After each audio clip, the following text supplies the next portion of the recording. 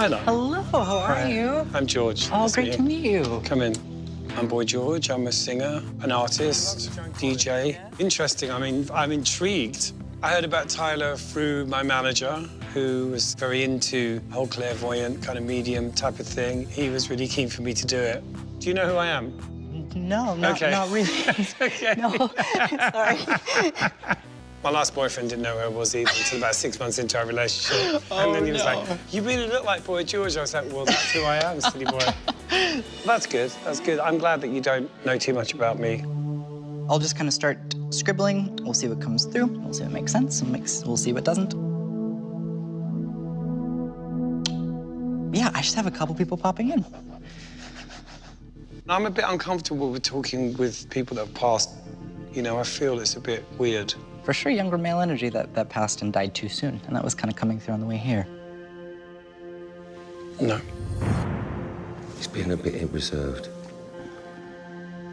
Okay, all right. There's a reference to alcoholism and then a reference to heroin addiction. He's referencing to what looks like 3 years where I feel like I'm on the right track, and then I fall off the boat.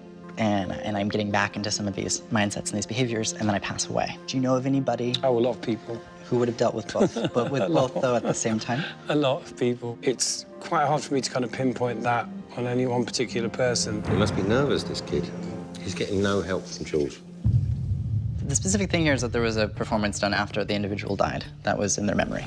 But he did write wonderful words for him at the funeral. So if someone did a show and devoted something to him, that might be the gist, but the specific focus is electric guitar. He's so obviously Steve Strange. Yeah, he doesn't want to give him too much. And I don't... So does that fit any, to your knowledge, for you personally? It's quite vague. It's quite vague. As a medium, I need the validation. It's such an essential part of the process. It makes it a little tough when I do a reading and someone isn't really willing to validate or willing to really figure out where something could fit. I would say with the energy that came through that acknowledged, you know, passing at a young age and referencing to music connection, you showed me electric guitar. There's lots of things there. Yeah. I can't quite pinpoint the connection for you personally. I mean, I have a friend that I'm doing I'm actually involved in a benefit for a friend of mine on the 22nd of November this year, so that could be a connection, Sure. you know. Did this person deal with 2 addictions? Oh, more than 2, I think. Did they have 2 primary, heroin and alcohol? Yeah, probably both of those, so yeah. This guy's good. Someone else is coming through? Do you know who had the breast cancer in family? My grandmother. Okay, because the emphasis here is I'm going on mom's side of the family. Would that have been on mom's side? Yeah. Because when she comes through, she's just an interesting kind of duality of being very charming, very nice, and very straightforward, and very, like, didn't mince words. Very scary. That's the way to describe it. Very scary, very powerful. My grandmother was a tough cookie. Sure. What's interesting is that she has a closer relationship to you on the other side than she did in life. That's probably true. I was quite an eccentric kid, you know, and I think she tried to kind of get it out of me, but more because she was frightened that people were going to hurt me. Right. My grandmother never really got to see me do well. You know, she didn't know me in my sort of successful life.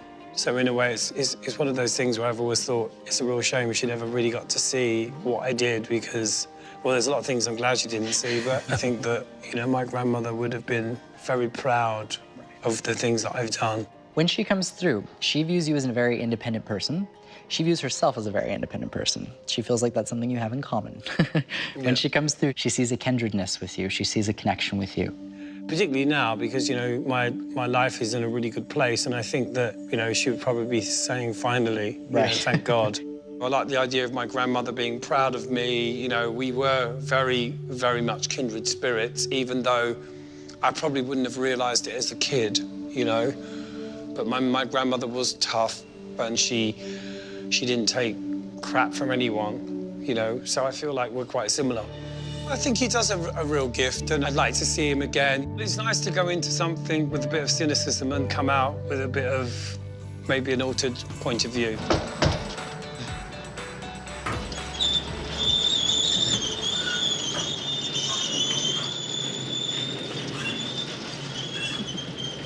Hello. Welcome. Whoa, hi. Hi. Welcome. I'm Tyler. How are you? Tyler, I'm Rob Dyrdek. Welcome to the Fantasy Factory. Meet you. My gosh, this Come is on in. incredible. My name is Rob Dyrdek. I'm a professional skateboarder entrepreneur with multiple television shows on MTV. So I built a basic skate park for my office. Oh my gosh, what a fun place to do a reading. I've never done anything even like it. Walking up, I was expecting an actor or maybe a singer, but as soon as I walked in here, I saw exactly what he did. Boom, here we go. Wow. However, I had absolutely no idea who he was when he answered.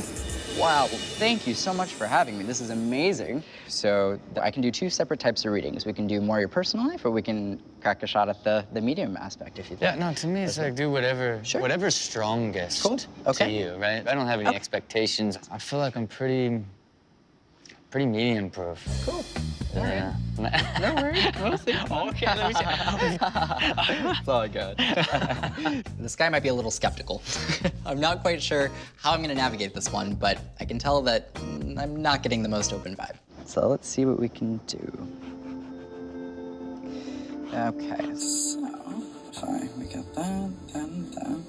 So in the other room, watching currently, is my wife. You know, for me, I think it's really interesting to see where she connects in the reading.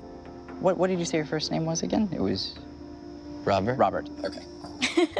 He has no idea.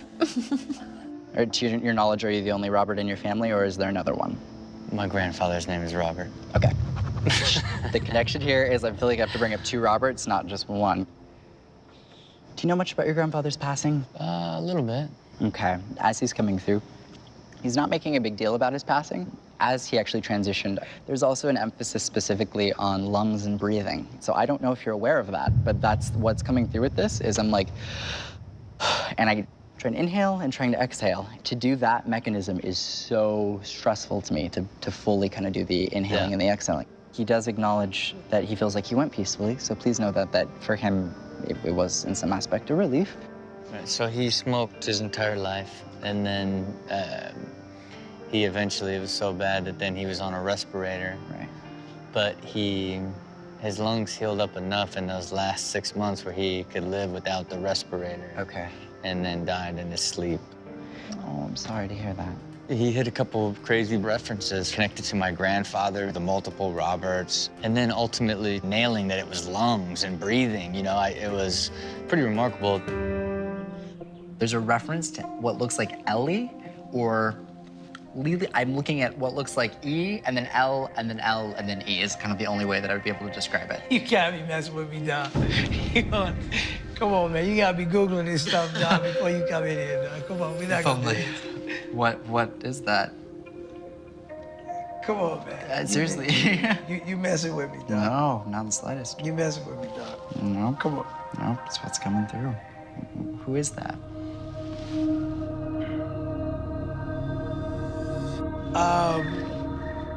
September birthday, sudden passing, E-L-L-E. No Google. No Google. This is just... This is embarrassing. I don't even recognize you. Don't worry about that part. We'll talk about that later. It gives me joy you don't know who I am. It gives me joy. Okay,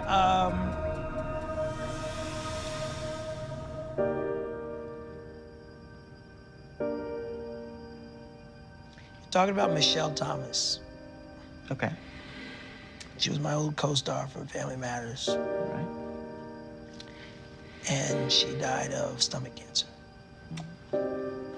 Quickly. I'm sorry. I'm sorry. And she had a lot of friends.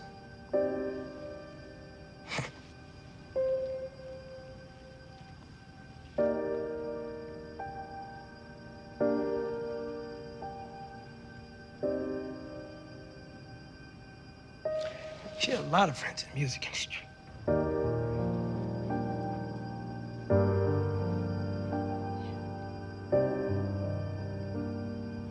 Come on, man, you gotta be Googling stuff, man. This is crazy, bro. Her birthday, September 23rd, 1968. Wow. Wow. So that's 2 days after the 21 you said. All right. You about to get me memed up on Instagram. This is wild. Not that grandpa. Hello. Hi, how's it going? How are you all? Jamie, nice to meet you. Jamie. In terms of the spectrum of believing in a medium and this whole process, I'm not like a true believer. I'm more of a skeptic, I think. So if you had to give yourself a title, what would it be? I would say probably clairvoyant medium. Okay, So gotcha. a clairvoyant is actually a French word, and it means clear sight. So Okay. most of my impressions come through visions. I see Okay. images. And then as a medium is basically just kind of means literally in the middle. It's Okay. someone who acts as a conduit for information. But would you say today you're more interested in hearing about your personal life or people who've passed? Well, kind of in a weird spot, and I think it just would be nice to have a little bit of clarity or validation. I feel a little lost currently. I just need some validation as to like if I'm doing the right thing, if I'm on the right course. Now, the interesting thing that's kind of coming through, they're having me talk about you in your life. Like 2019, early 2019, they keep acknowledging launching. This client wants to focus on their personal life, which is very different than a medium reading. When I focus on a client's personal life, I use my guides to come through and communicate information. So when you hear me say they, that's me referencing to a group of people coming through and communicating information. But one of the interesting things is they're having me talk about the love life and the career balance. And they keep putting a very strong emphasis on that and being able to balance that. Okay. They're basically not emphasizing health and they're not emphasizing family. They're emphasizing love and career, and they kind of are going back and forth between the two. Love, career, love, career. Now, I feel like your love life in some form is going to allow for an opportunity in a career context. So I know it sounds weird, but hear me out with this, because the way this kind of comes through is basically if we have an opportunity to do something with someone who we're in a relationship with, taking this personal side of our lives and being able to implement this on a larger scale. Okay. Is it possible that you could see yourself working with your partner in any capacity, like doing a business together, doing something together, anything along those lines? Okay. But the thing is I just want to make sure when we mix the personal life and the business side that it doesn't affect things on the relationship. It's their way of basically being like, this is good. We need to do this. We need to be set on this. Is this something that has been in the works or thought Can I about? say something? Yeah, for Can I sure. sit down? Can I tell you? Yeah. Okay. I mean, we love what we do. We're both actors. Gotcha. There always is a teetering balance of like making a marriage work 3,000 miles apart when we're both on different cities and locations. Sense. And he is working on something spectacular. It's such a big project and it's such a passion project. And there is something for me to be a part of it. So it's so crazy you say that. And it is gearing towards next year. I keep saying superhero stuff, and this is good to keep in mind. Something like Marvel, DC, like kind of that vibe. Have we done anything oriented in that field yet? You didn't know that you're reading Swear me, to God, right? on my life. I'm currently on a Marvel show. No. Yeah, and I play a superhero. Yeah, I play mutant, but I'm on a Marvel show called The Gifted, and I also do one voice animated called Big Hero 6, but they're both Marvel shows. That's insane. So Literally, for you to be very specific. swear to God, didn't recognize you. I've done 188 of these, and I have never walked into this ever knowing. And I'm feeling you right now. Okay. That's so cool. I'm All right. excited. I'm gonna watch the show now. No worries. Let me see. So I've been trying to kind of figure out whether to say this, but they're bringing me to baby stuff. That's really on there. They're bringing this energy forward as something to keep in mind. In your life, one of your big purposes is going to be a mother figure for a child. That's something to keep in mind that, without a doubt, I know. The thing is how we get there, it seems a little complicated. We're gonna go through some hurdles to get there, is the way I would describe it. It's nothing to worry about, but if there are alternative forms of fertility that have to be done, or if it takes a little while, or if there's something unique with a pregnancy, just be very conscientious in the event that that is something you do. Because of my age, I'm 35. You know, it's always a question of like, should I wait? Should I do it now? You know what I mean? Like, it's literally the topic that I think of waking up, and it's the topic that I think of when I'm going to sleep. Yeah. Is this worth it? It You is. know? Absolutely. Okay. And you can do it together, and there's ways it can be done together. And it's a strain that it isn't always going to be there. I think due to location-wise, that'll work out ultimately. Yeah, that's good to know. Yeah, no rush on that one. Yeah, tell that to my husband. Yes, right? Yeah. It's a unique stress that successful women have of having to navigate the professional responsibilities and then some of the societal and familial expectations. And I give it to you. It's amazing. It's a lot, It's incredible. Any woman in any career can relate because they're juggling so many things at once. Yeah. If you're having doubts, I think doubts are normal. It's normal to feel discomfort. I think when you know what you're meant to do, life kind of finds a way to open up those doors to let you do it. And I just needed that kind of kick in the ass perspective of like, I feel so sorry for myself. And instead of that, it really is just be grateful. Like, it's only gonna get better, you know? The universe has clearly set this up to happen for a reason. See? I just needed a good talk. I know, right? We got it. We worked it out. Well, thank you. I think I got exactly like the validation that I needed, you know? Literally, when he was like, on a Marvelous show, I was like, are you kidding me? Eddie's more of a skeptic than I am. I'm not a believer. I know about body language. I know about all these techniques and skills that people know on how to manipulate others. But I know she's a believer, but she... I believe in a lot of things. The only other thing is sometimes people bring objects. Did you bring any objects today? I did. Oh, cool. Do you mind if we lay them out on the table by chance or just have them there? Yeah. Cool, perfect. Awesome. And then Eddie, did you have any objects? I do not. Okay, no worries. I'm just gonna give it a sec, see what comes in. We'll go from there. So, let's see. There. All right.